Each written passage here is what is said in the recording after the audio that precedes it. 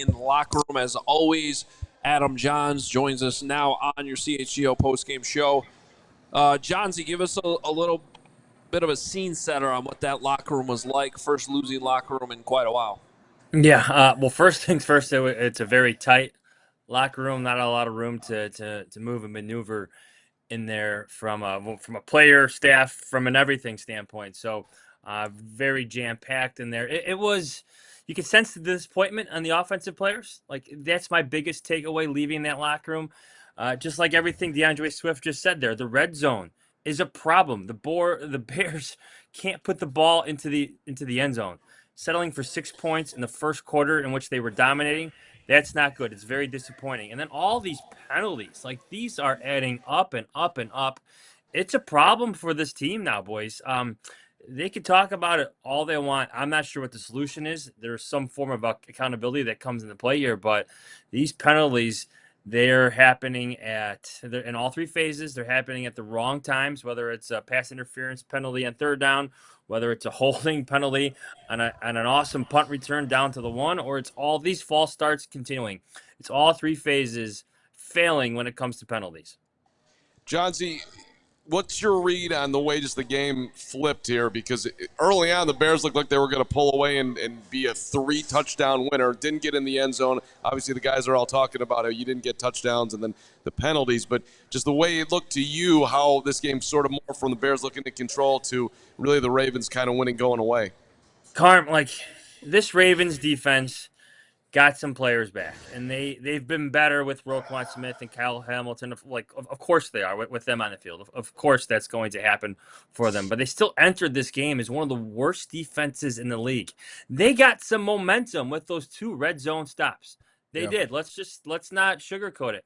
By holding the Bears to 6 points in the first quarter, that was a win for the Ravens. Yes, they're falling behind. Yes, they're behind 2 field goals. But at the same time, it's not 2 touchdowns. It's not 14-0. It's 6-0. They're 1 score away from taking the lead. So, in my opinion, to answer your question, Carm, that's where the momentum starts to shift. By holding the Bears offense, out of the end zone, by preventing the touchdowns and holding them to field goals. That's where the Ravens start to seize control of this game.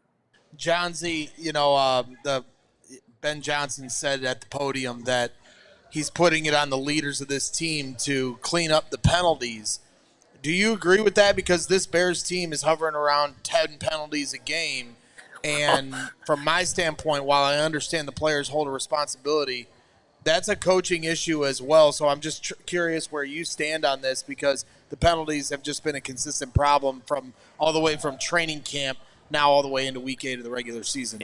Braggs, my read on that comment is I think he's sick of articulating his own complaints. I think he's sick of sharing those messages with his own coaches, who then share those messages with the players. Eventually, the players themselves have to take accountability, and that's where the leaders come in. Who are the captains? It's Grady Jarrett.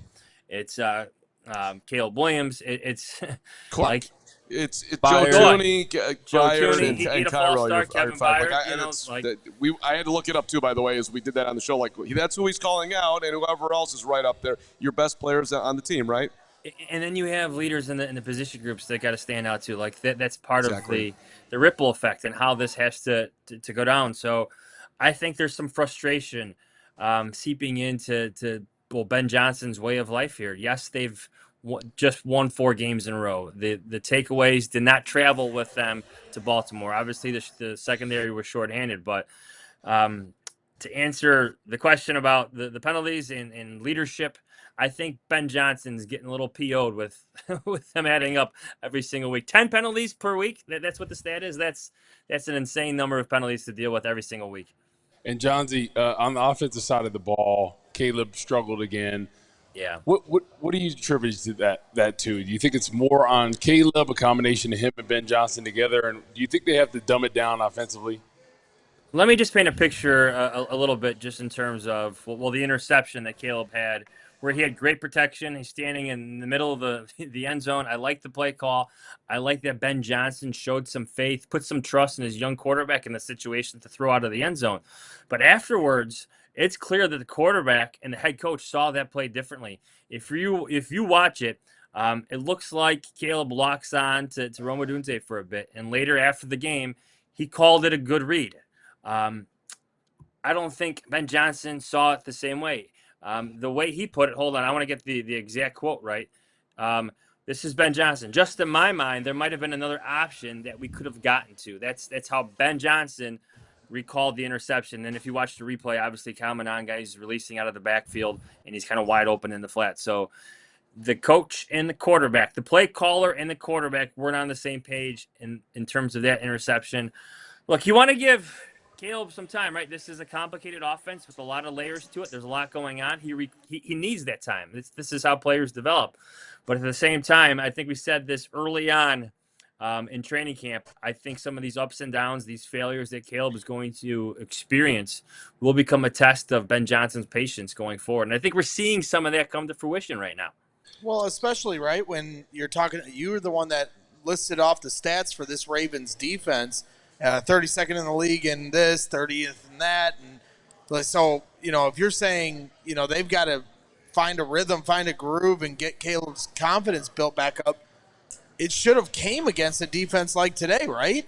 Yeah, and Briggs, I get having Roquan Smith back is going to change the complexion and the tenacity of your defense. Having Kyle Hamilton all over the field is going to change the tenacity of your defense and everything that they could do. A lot of different looks are provided by Kyle Hamilton, but at the same time, they look like a top 5 defense today against the Bears, not one that's ranked in the bottom in almost every important statistical category when it comes to defense. Like that's a problem. That's a thing. I expected the Ravens to be better than what their numbers show, but not like this good. You thought the Bears would be able to at least run the ball better.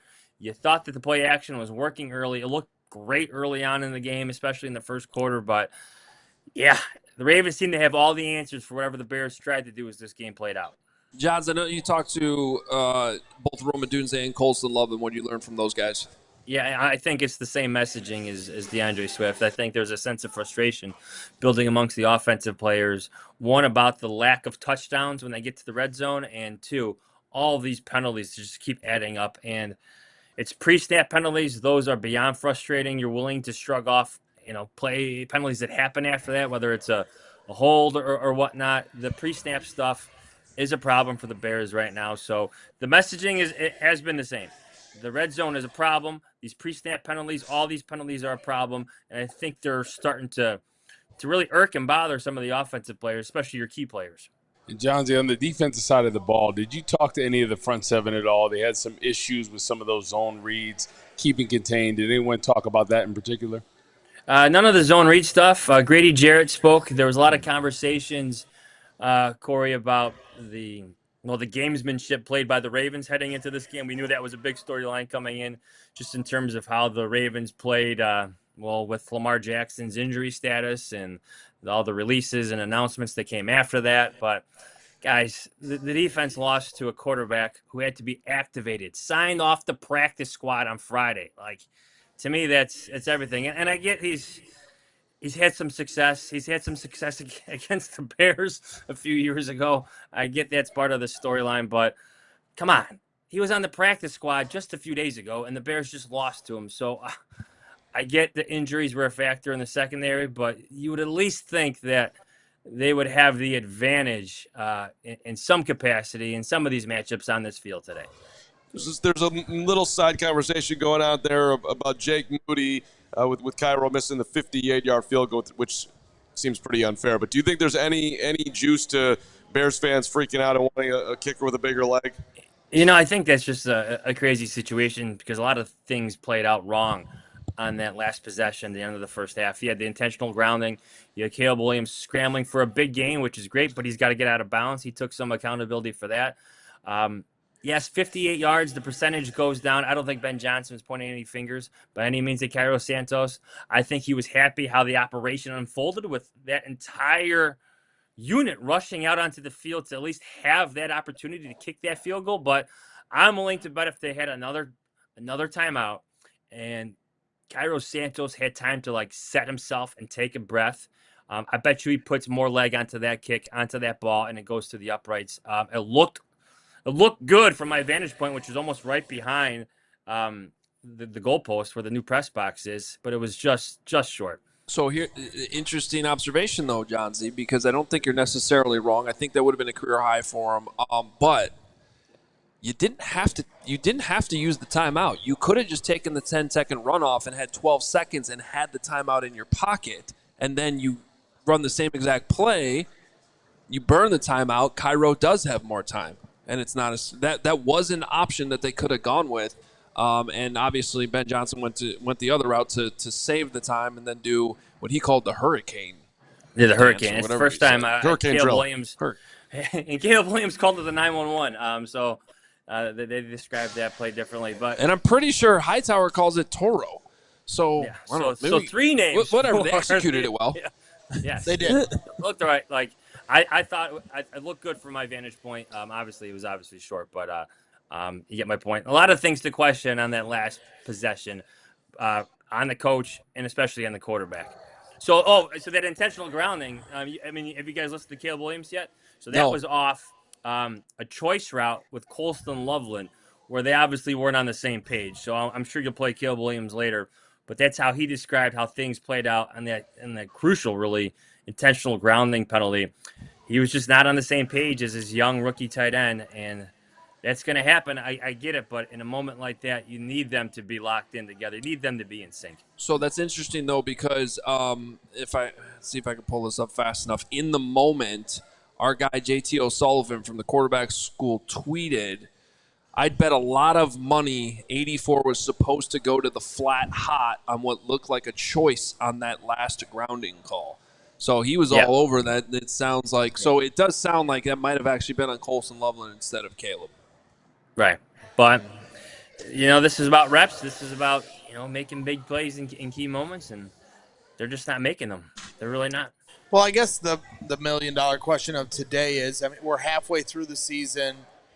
Bears fans in our chat and on social media, whatever, reacting to this game It's a freak out. getting nervous, and some are panicking about Caleb Williams. And you said, this is going to require patience from Ben Johnson with Caleb. So I'm just curious, what is your patience level? Where are you at right now that we're halfway through the season, and where Caleb Williams is at and where he needs to be by the end of the year, and how confident are you that he can get to a standard that you deem acceptable? Well, he needs to be better than losing to Tyler Huntley. I'll tell you that. He can't lose to a quarterback, again, who was on the practice squad, Greg, just a few days ago. It can't play out that way, and I get that the Ravens defense was better today. Put all that context, on the table. I understand that. But at the end of the day, your first overall pick quarterback has to be better than the opposition's quarterback. That was not Lamar Jackson the Bears were playing today.